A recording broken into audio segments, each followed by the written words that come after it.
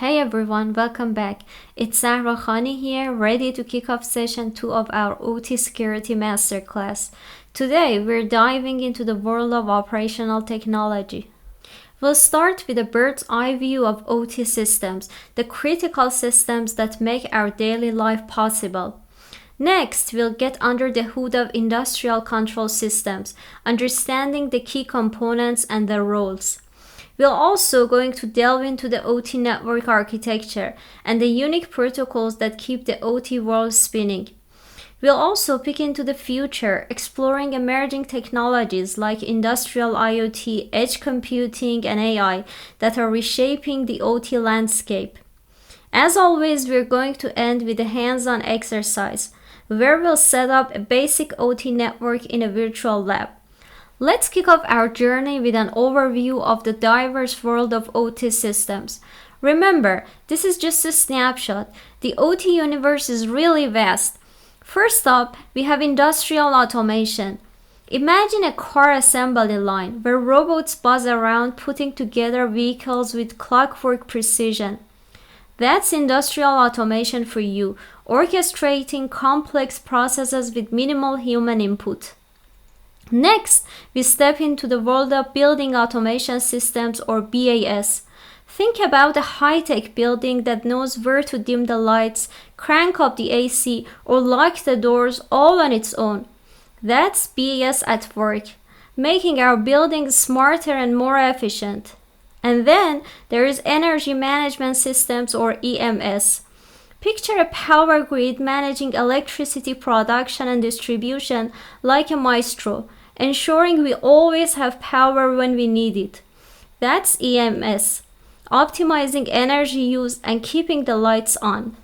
As we continue this journey, we shift gears and take a look at transportation systems. Think about a smart traffic management system, adjusting traffic lights in real time to keep the vehicles moving smoothly. That's how OT is making our commutes easier. Now let's step into a high-security environment managed by facility management systems. Imagine a hospital where access to different areas is controlled, temperature and humidity are regulated to the T, and energy usage is efficiently managed, all under the watchful eyes of OT. Then we turn our attention to environmental monitoring systems. Picture a city's water quality monitoring system, constantly testing and ensuring the water you drink meets health and safety standards. That's OT, safeguarding our environment and our health. Moving ahead, we delve into the realm of physical security systems. Picture a bank fortified by high-tech OT systems. Video surveillance keeps a watchful eye on every corner. Alarms stand ready to signal any breach, and access control systems guard the most valuable assets. That's OT, silently ensuring our physical assets stay safe. Next, we transport ourselves into a bustling hospital where healthcare systems are hard at work. Imagine a patient monitoring system, tirelessly tracking vital signs round the clock, ready to alert medical staff at the first sign of trouble. That's OT, enhancing patient care and potentially saving lives. Finally, we venture into the open fields with agricultural systems. Visualize a precision agriculture system that uses GPS and sensors to apply fertilizers and pesticides optimally, thereby enhancing crop yield with reducing environmental impact. That's the power of OT in action, revolutionizing industries from healthcare to agriculture.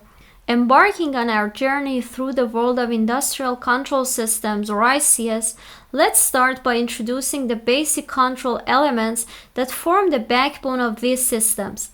Imagine sensors and actuators as the eyes and hands of the ICS.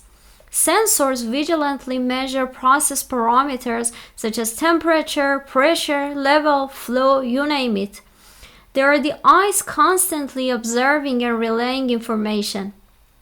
Actuators, on the other hand, are the hands that leap into action, controlling valves, motors, pumps, and more based on commands they receive from the control system. Next, we meet the heart of many OT systems, the programmable logic controllers or PLCs. PLCs are robust industrial-grade computers that automate industrial processes. Think of them as the resilient workhorses of OT world, able to withstand harsh industrial environments and programmed with a unique language called ladder logic. Now consider the remote terminal units or RTUs as the far-reaching arms of the ICS. Installed in remote locations, RTUs collect data and send it back to the central control system, creating a vital link between the remote site and central command. They also receive and execute commands at the remote site, ensuring seamless control over distant operations. Now let's delve into the communication and large-scale control elements that tie everything together. Envision industrial networks as the veins and arteries of OT systems, carrying vital information between different components. They enable controllers, HMIs, sensors, actuators, and other devices to communicate and exchange data. Key players in this realm are protocols such as Modbus, Profibus, and Ethernet IP, each serving as a different language for these devices to converse in. Now, let's move on to the orchestras of complex, large-scale industrial processes, distributed control systems or DCS. Much like a symphonic conductor, a DCS has a central controller that communicates with a series of distributed controllers, each assigned to a specific part of the process. Think of a DCS as the maestro of a well-oiled machine, such as power plant or an oil refinery. But what happens when the process spans over large geographical areas? Enter supervisory control and data acquisition systems or SCADA. These systems collect and analyze real-time data, control equipment, and maintain conditions over large distances. Imagine SCADA systems as the watchful guardian, keeping an eye on vast operations such as national power grid or a city's water supply system. You might wonder, what's the difference between DCS and SCADA? While both are designed for large-scale control, DCS typically handles complex processes within a single location, whereas SCADA manages more straightforward processes spread across multiple, often remote sites. Now let's turn our attention to the elements that facilitate human interaction and safety within these systems. Imagine standing at the helm of a vast industrial process. The human-machine interface or HMI serves as your map and control panel, connecting operators like you to the process controller. HMI provides a graphical view of the entire process, enabling real-time monitoring, control, and if necessary, human intervention. Now, let's step into the shoes of a system engineer with the Engineering Workstation or EWS. This is the workstation where the magic of programming and configuring various components of the ICS, such as PLCs and DCS, takes place. The EWS is where engineers bring control logic to life, configure devices, and perform other system setup and maintenance tasks. It's like the backstage of a theater where the grand production is prepared and managed. But what happens when things go awry? Enter Safety Instrumented Systems or SIS. Much like a vigilant security guard, an SIS ensures that if any part of an industrial process breaches safety parameters, the process will be brought back to a safe state.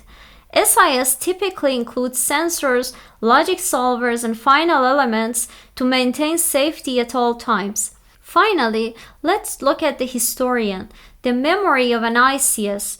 Think of it as a detailed diary, a database that collects and stores process data over time. This invaluable record aids in trend analysis, performance monitoring, quality assurance, and troubleshooting, ensuring the system's continuous improvement and stability.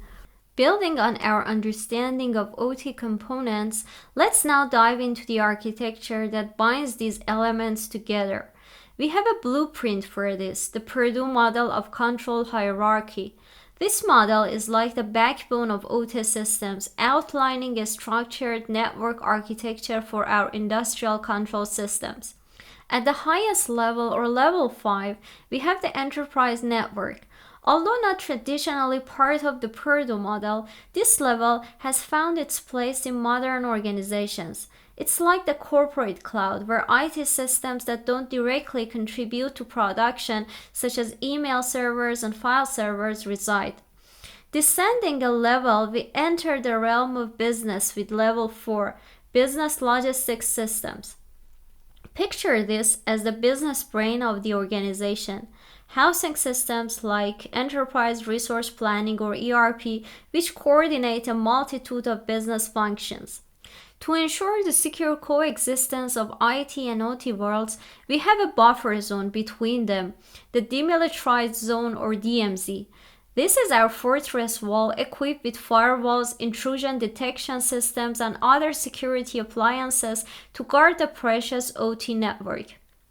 Moving deeper into the OT network at level 3, we find the operations management. Imagine this as a production manager optimizing production with systems like manufacturing execution systems or MES and batch control systems. At level 2, we are at supervisory control level, the eyes and ears of our OT network. Here, SCADA systems are constantly collecting and analyzing real-time data, while HMIs empower human operators to monitor and control the process. Reaching level 1, we are at the basic control level. This is the hands-on level with devices like sensors, actuators, PLCs, and RTUs directly controlling the physical process in real time. Finally, we reach the foundation of this model, level 0, the process level. This is where the actual physical work happens, with the manufacturing or processing equipment carrying out their tasks. Now it's time to talk about the language these systems use to communicate, the OT protocols. These are the veins of our industrial body carrying crucial information to and from our systems and devices. Starting with Modbus, we have a veteran in the field. Born in 1979, it's an open serial communication protocol connecting a myriad of industrial electronic devices. It's the jack of all trades, capable of operating over both RS-232 or RS-485 interfaces and even TCP/IP-based networks. Next, we have DMP3, or the Distributed Network Protocol. This is our utility expert, found in industries such as electricity, water, and gas supply. Known for its complexity and robustness, it enables efficient communication between substation computers, RTUs, and IEDs, or intelligent electronic devices. Stepping into the realm of automation technology, we find Profibus and its sibling Profinet. Promoted initially by Siemens and now managed by the Profibus and Profinet International Consortium, these protocols cater to high-speed, time-critical applications and complex communication tasks. Then we have Ethernet IP, extending commercial Ethernet to the industrial landscape.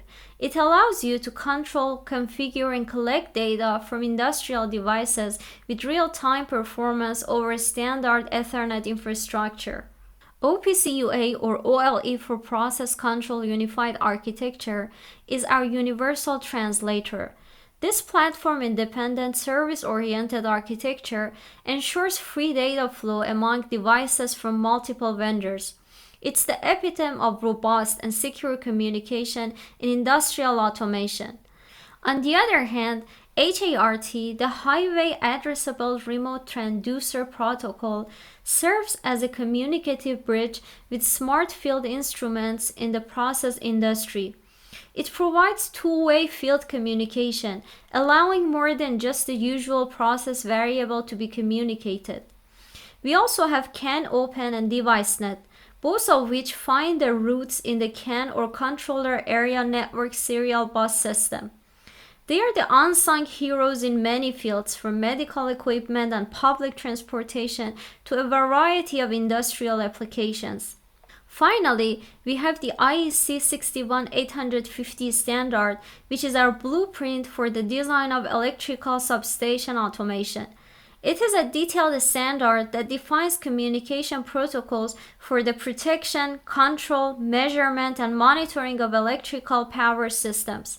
As we explore these protocols, remember, there is no one-size-fits-all. The specific requirements of your application, be it real-time needs, openness, flexibility, complexity, or cost, will dictate which protocol is the most suitable.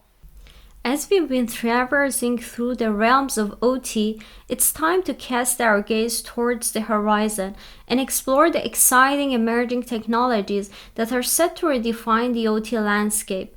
These technologies, which are often riding on the wave of digital transformation, are poised to enhance efficiency, improve safety, and open up new possibilities for industries across the globe. Let's kick off with the Industrial Internet of Things, or IIoT. Imagine a manufacturing plant where smart sensors vigilantly monitor the health of machinery, alerting operators the moment something seems amiss.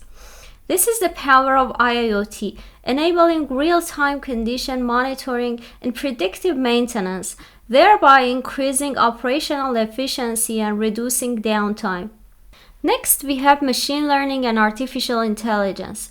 Picture an oil and gas company using machine learning algorithms to predict equipment failures before they occur. These algorithms, trained on historical data, can spot patterns that precede a failure, enabling timely preventive maintenance and avoiding costly unplanned downtime. In the realm of simulation and modeling, digital twin technology is making waves. Consider an airplane manufacturer creating a virtual replica of a jet engine, simulating its performance under various conditions. This digital twin helps engineers identify potential improvement, diagnose problems, and predict future behavior. The energy sector is already using this technology, creating digital twins of entire wind farms or solar installations to optimize power production and maintenance schedules.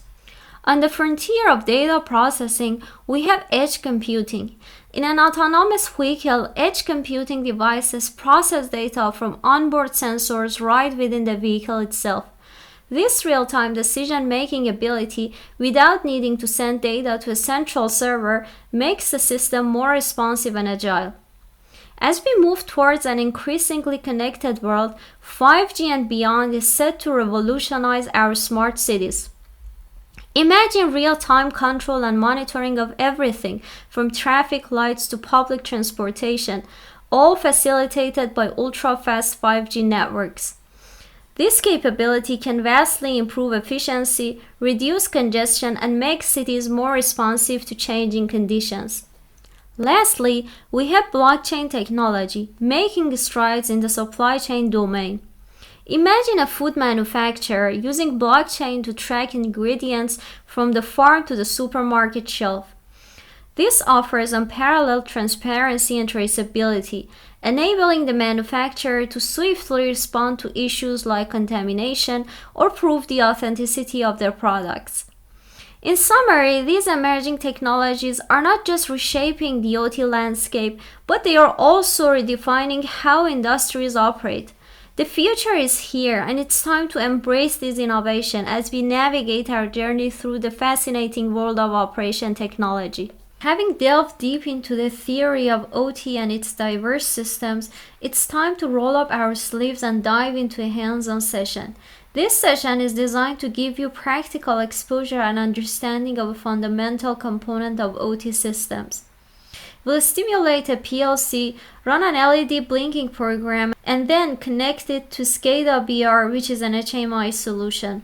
The software tools we'll be using are all open source, which allow you to install and try them on your own systems. The first program we'll be using is OpenPLC Editor, which allows you to create and compile your PLC programs. This is an open source software and you can easily download it from the OpenPLC website. This program is available for different platforms including Windows, macOS, and Linux. Because I'm using Ubuntu Linux, I'm gonna download this program for Linux. Click on just download and your OpenPLC editor software will be downloaded. After the OpenPLC editor is downloaded, you can open the terminal and then go to the downloads path where OpenPLC is downloaded. Yeah, you can see it here. And then unzip the OpenPLC editor for Linux.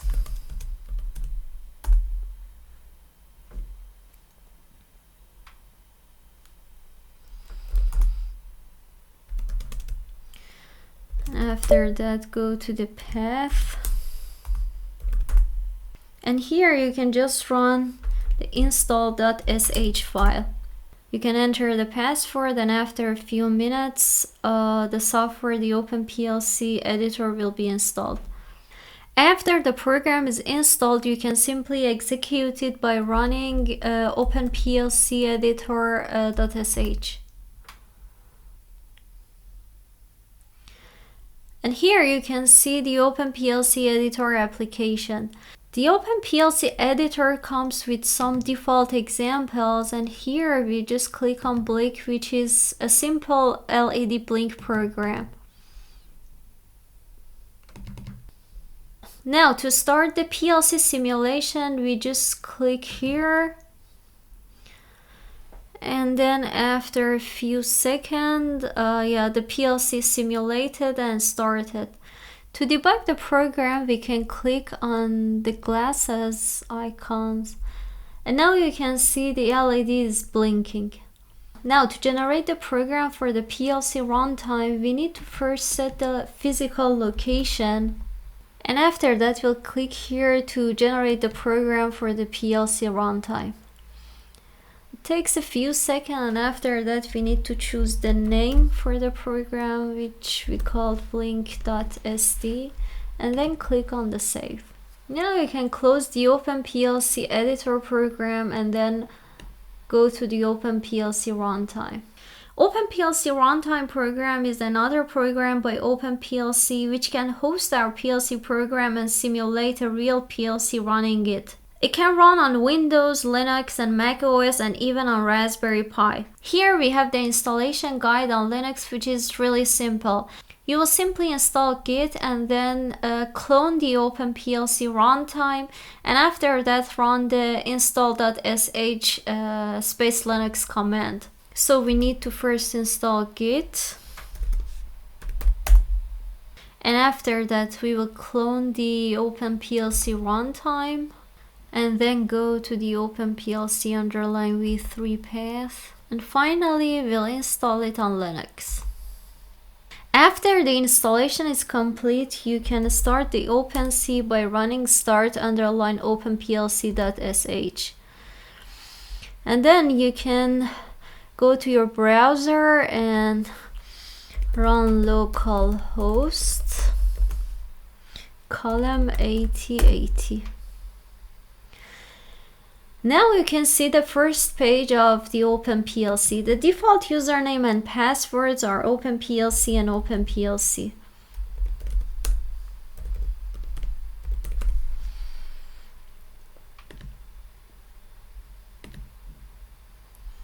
Here you can see the dashboard page of the OpenPLC.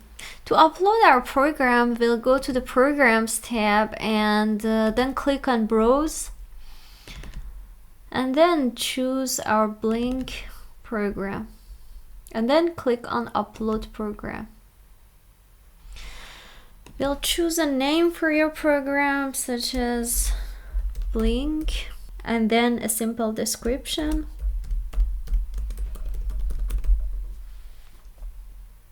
And then click on Upload Program.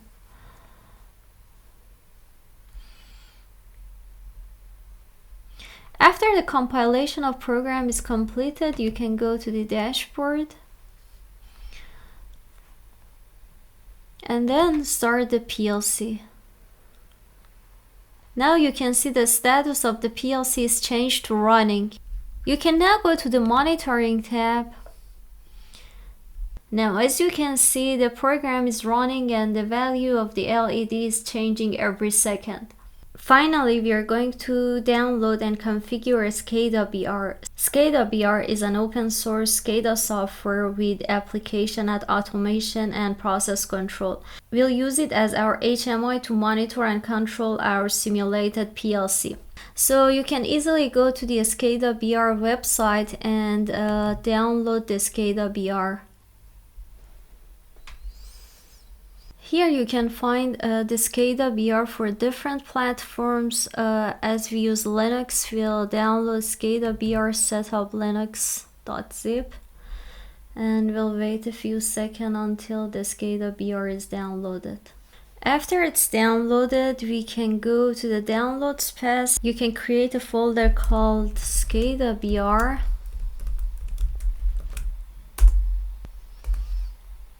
And then extract the software into that path.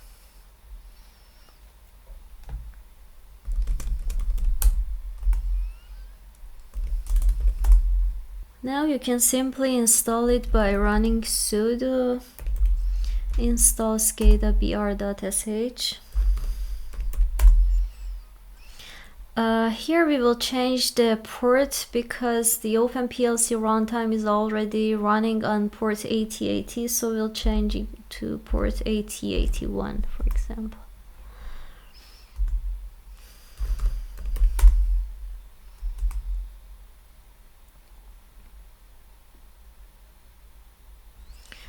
And at the end, we'll choose yes to launch the SCADA BR. Now we should go on localhost port 8081/SCADA BR. Pay attention to the SCADA BR as it's case sensitive. And here you can see the first page. The default username and password are admin. Then login. After login, you can see the welcome page of SCADA BR. To connect the SCADA BR to our OpenPLC runtime, we'll click on Data Sources. And here we'll choose Modbus IP. And then add the data source. Here we first choose a name such as OpenPLC. And then change the update period to 100 milliseconds. Since the OpenPLC runtime is currently running on the same system, we set the current system's IP address. And then click on Save. So our data source is saved now. Now we'll click on Read Data. Our LED is on node 0, so we're going to add that point as well. I call the point name LED and then click on Save. Now we should enable our point as well as our OpenPLC. Then we can go to the watch list and see our point. Now to create graphical view, we'll click on graphical views, and here you can create a new view. I just choose the LED name for this one as well. You can also add your own background image. I don't add any specific background, and then I'll add a binary graphic component.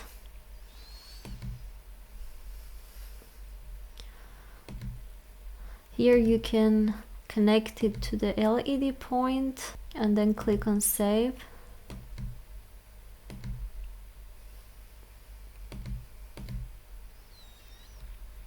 Now we can choose a relevant image.